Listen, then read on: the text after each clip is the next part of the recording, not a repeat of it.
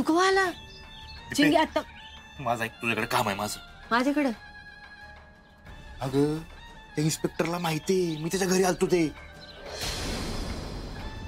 काय? आताच हुशार आहे इन्स्पेक्टर यो. अयो अयो त्याला शंका आली का?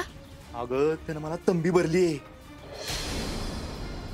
पण तू काळजी करू नको,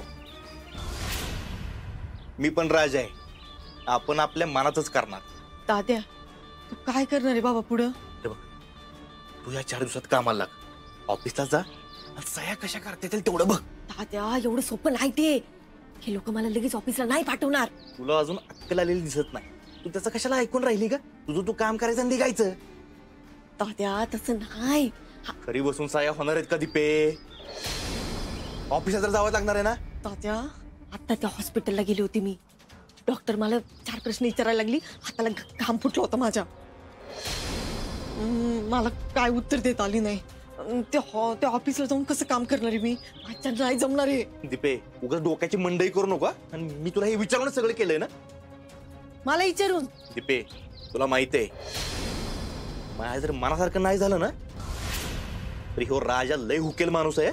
गुमान त्या कलेक्टर बाईच्या ऑफिसला जायचं, सह्या शिकायच्या आणि आपलं काम उरकायचं बघायचं. त्या कलेक्टर ऑफिसला गेले ना ते डॉक्टर सारखे 100 लोक मला प्रश्न विचारणार आहे.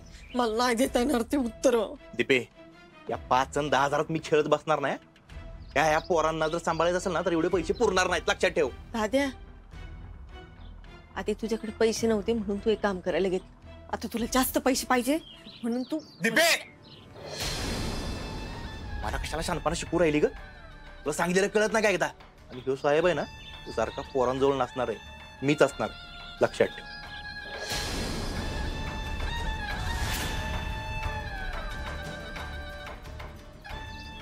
दीपे ग दीपे माझ्यासाठी नको, ह्या पोरांसाठी तरी कर.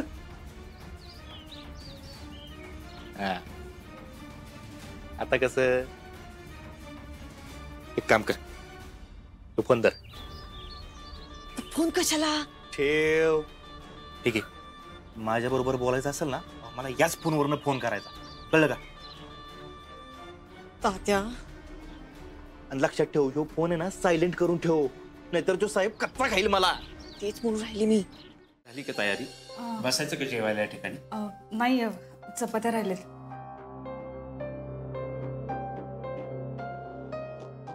मोनिका, रुपाली, एवढी कसली काळजी दिसते तुमच्या चेहऱ्यावर? काळजी असं नाही हो, पण एक शंका आहे. तुम्ही चिडणार नसेल तर विचारू का? काय झालं रुपाली? अहो, अमोल दवाखान्यात बोलत होता ना ते एकदम खरंय. खरंच आपण बदलल्यासारखी वागतेय. तिला नक्की काय झालंय ना ते कळायला हवं आपल्याला. सगळ्या गोष्टी खऱ्या आहेत रुपाली, पण मला वाटतं आपण या गोष्टी अर्जुनवर सोडायला हव्यात. तो जबाबदार आहे. हो स्वप्नील सर. अहो पण तुम्ही छोटे सरकारांची अवस्था पाहिली आहे का? खरंय मोनाचं. अहो मा आली म्हणून अमोल टीव्ही समोर नाचला होता, आठवते ना तुम्हाला? पण आता तो परत शांत शांत राहायला लागलाय.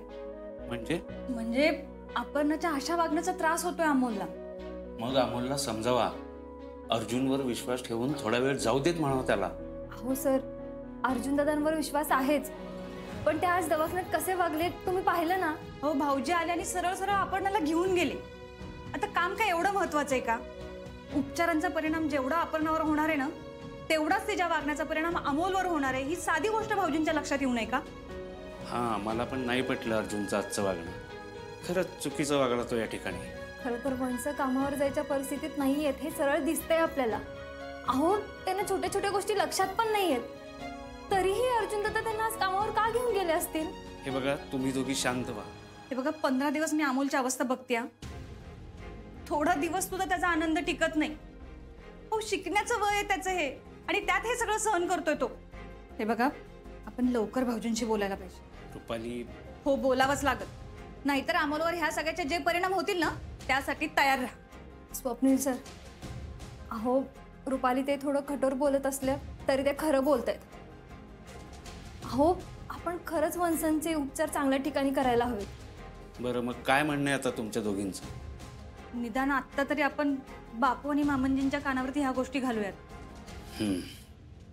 ठीक आहे, चला.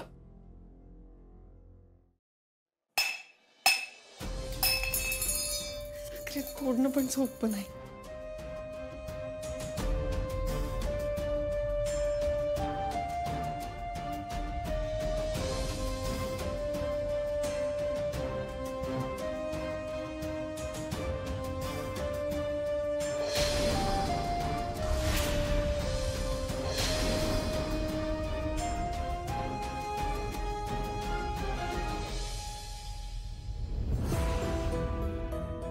काय करत होता? काय करत होता? कंटाळा आलाय मला. बघत होते काय करता येईल. सरकते इकडे तिकडे. काय करत नाही इकडे तिकडे सरकायचे. 2 घास खाऊन घ्या. कोण आहात तुम्ही? तुम्ही का बांधून ठेवलंय मला? काय बिघडवलंय तुमचं? मला प्लीज सोडा नाहीत ना. अहो कलेक्टर बाई, गाया वया करायच्या आधी तुम्ही एका शहराच्या कलेक्टर आहात हे जरा ध्यानात ठेवा. आणि राहिला विषय तुमचा इथनं सुटायचा, तर आता इथनं मेल्यावरच सुटणार तुम्ही. त्या पण कायमचं. ठीक आहे, तसं तर तसं मला नको खायला काय. मारायची गाय झाली काय? गप गुमान गिळा. मला नाही खायचं. मी अन्नाला हात पण नाही लावत. ए तू जगली काय मेली काय आम्हाला काय बी फरक पडत नाही, पण मरायच्या आधी तुझी बराबादी तुला बघायचे म्हणून जिवंत आहे तू. मला मारा नाही तर काही कर. खाणार नाही म्हणजे. तुला खायचे तर खा, नाही तर बस वरडत. तुला अशी तशी मरू देणार नाही मी. मरायच्या आधी तुला तुझ्या डोळ्यांनी तुझी सगळी बरबादी बघायची. अजून लय तडपडायचंय. बघ तुला खायचं तर खा, नाही तर निवांत बोंबलत बस.